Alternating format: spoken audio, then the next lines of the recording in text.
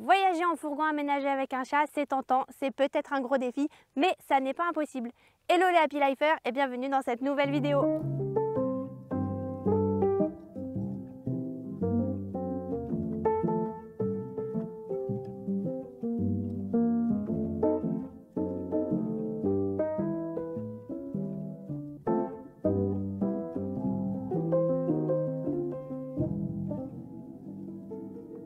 On est parti pour faire un road trip de 2 semaines au Portugal et on a décidé d'amener notre bébé Cléo.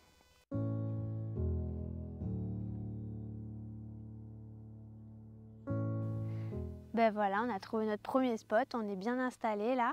On est content parce que Cléo elle a un petit peu découvert l'environnement. Au début elle était un petit peu apeurée de sortir du fourgon, mais petit à petit elle est allée voir ce qui se passait dehors. Et c'est vraiment trop bien de la voir un peu en liberté, de la voir découvrir le monde. On est vraiment trop content pour elle et on espère que ça va continuer comme ça. Et puis tout à l'heure elle a utilisé la litière comme il faut. On avait vraiment peur de ça parce qu'on ne savait pas comment ça allait se passer, si elle allait accepter de faire ses besoins dans la nouvelle litière qu'on lui a achetée. Et finalement elle a fini par faire ses besoins. Ouais, c'est cool qu'elle ait compris où faire parce qu'on ne savait pas comment ça se passerait puisqu'elle n'a jamais fait ses besoins dehors. Mais là, elle a une petite litière de secours, donc c'est cool. Tout se passe bien pour le moment. On a hâte vraiment de voir comment ça va se passer la première nuit. Ouais.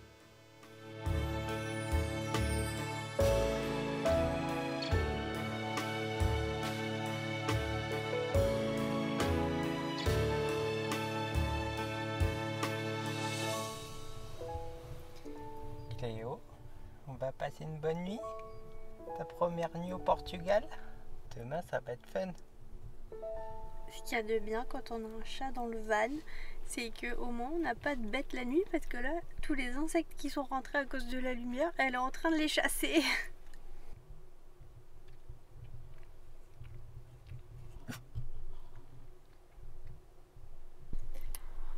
Bon, ça s'est bien passé cette première nuit.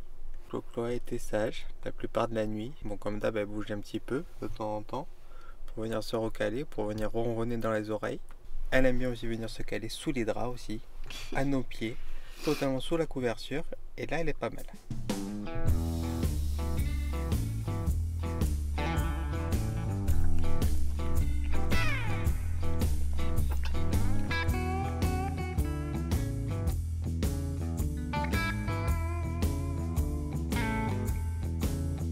Alors, on a emmené les petits sacs à dos de Cléo.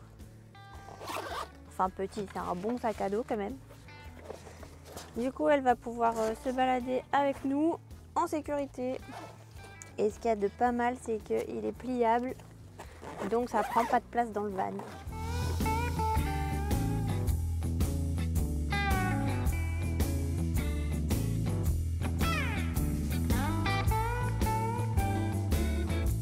On se retrouve au sud du Portugal, en Algarve, région touristique bien connue pour ses plages paradisiaques.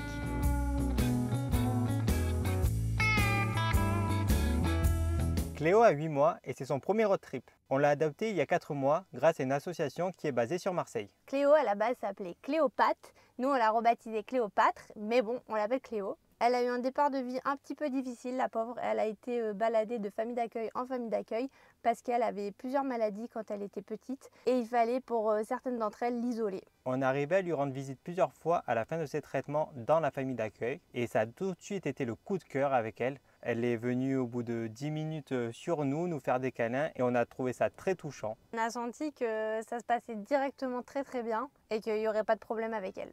Et dès le début, on l'a vue assez curieuse et pas du tout peureuse. Et on s'est dit qu'elle pourrait nous accompagner dans toutes nos vadrouilles et nos aventures.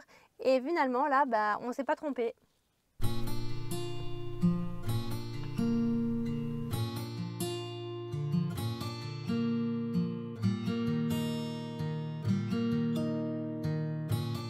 Quand on a décidé de partir en road trip, on savait que ça allait pas être facile de gérer Hera et Cléo.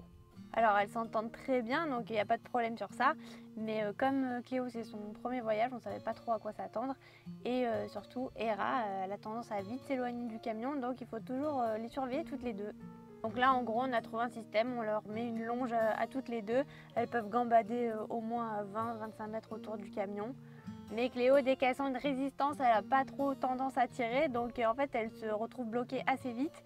Du coup, c'est pour ça que là, on expérimente aussi la technique du GPS. Alors c'est super cool parce que le GPS, du coup, on l'attache au harnais de Cléo.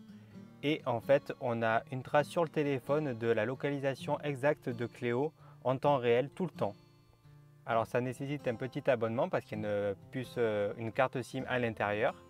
Mais ça va, franchement, on se sent vraiment en sécurité avec ça parce que voilà, si jamais, je sais pas, la longe casse ou elle arrive à se détacher, on pourra la localiser et aller la récupérer.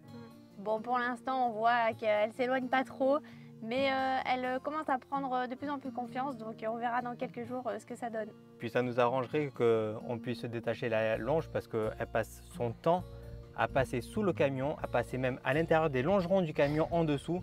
C'est super galère à détacher la longe une fois qu'elle est passée par là.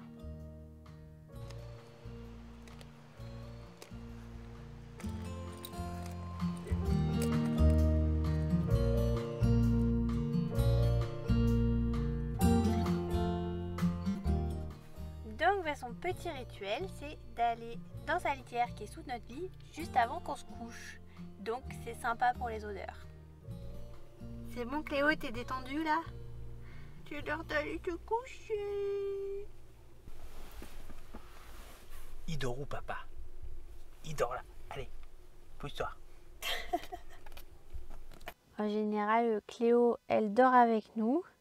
Mais on laisse la cabine ouverte et du coup elle peut faire des allers-retours entre à côté de Ra et entre nous.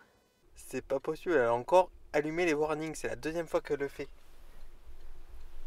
Tu peux pas les éteindre Cléo? Allez, éteins le warning. Alors les premières nuits elle était sage, mais là elle fait bordel quoi. Ça y est, elle se sent comme chez elle et donc elle fait la Java la moitié de la nuit.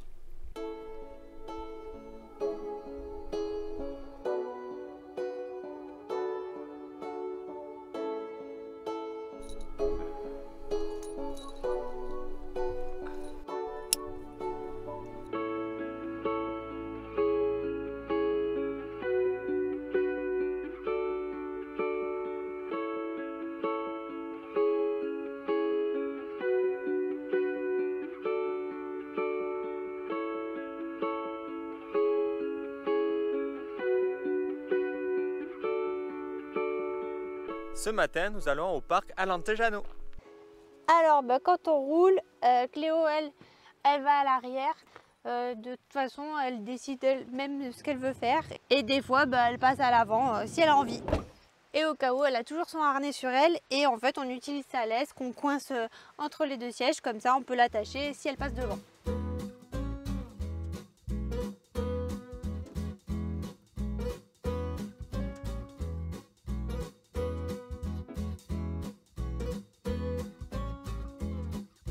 Après ces 15 jours de voyage avec Léo, on peut vous faire un bilan. Alors on est assez surpris parce qu'elle s'est adaptée très vite. On pensait que ça allait mettre un peu plus de temps, mais dès le premier jour, elle a fait ses besoins dans la litière. Ça, c'était vraiment le point le plus important pour nous. Puis elle a mis peut-être 3-4 jours maximum à s'habituer pour sortir à l'extérieur, à se familiariser avec tous les bruits qu'elle peut entendre dans le fourgon. Ça, c'était aussi un point clé. Et elle s'est très bien adaptée, on est super contents. Ouais, dès le 4e matin, en fait, elle a commencé à miauler pour sortir du camion. Et là, en fait, elle attend qu'une chose à chaque fois qu'on s'arrête, c'est de pouvoir aller gambader à droite à gauche. Pareil pour ce qui est du sac pendant les randos. Au début, elle était vraiment emmitouflée et elle voulait pas bouger. Et puis là, elle sort la tête, elle regarde le paysage et même elle veut marcher en laisse à côté de nous. Et ça faisait beaucoup rire tous les passants autour de nous. Mais ces 14 jours ont montré que voyager avec un chat, c'était possible. Alors bien sûr, il faut l'habituer petit à petit. Nous, on savait qu'elle était déjà à l'aise quand même avec le fait d'être dans le fourgon. Parce qu'au début, quand elle était petite, on faisait pas mal d'allers-retours chez le vétérinaire. Et elle a toujours été très sage. On lui a appris dans notre résidence à marcher en laisse un tout petit peu, aller dehors. On l'a habitué à son sac à dos. On l'a plusieurs fois baladé avec le sac à dos pendant un certain temps. Et du coup, ça a permis d'avoir une progression en douceur qui a facilité les choses. Bien sûr, chaque animal a son caractère et chaque animal est différent. Mais c'est pas parce que c'est un chat qu'on ne peut pas le sortir et qu'on ne peut pas voyager avec. Et nous, en plus, on fait le combo chat et chien, donc c'est encore moins évident. Surtout qu'en parallèle, nous, on filme, on prend beaucoup de photos, etc. On passe beaucoup de temps à faire ça. Et du coup, on doit gérer ça en plus. Mais bon, on y a pris du plaisir. On est vraiment content de la façon dont elle s'est adaptée. Et là, tout ce qu'on a envie de faire, c'est de repartir en voyage avec. Maintenant, reste à savoir comment va se passer le retour. Est-ce qu'elle va nous réclamer de sortir tout le temps, de miauler devant la porte? Ça, on ne sait pas. On vous dira ça peut-être dans une autre vidéo. Est-ce que aussi la proximité qu'elle avait avec Hera pendant tout ce voyage va se poursuivre dans l'appartement? Bref, on a hâte de voir tout ça. Si vous avez aimé cette vidéo, que vous la trouvez utile, n'hésitez pas à nous mettre des commentaires, à la partager et surtout, abonnez-vous. Voilà, c'est tout pour aujourd'hui. Mais souvenez-vous, le bonheur n'est pas une destination, c'est une façon de voyager.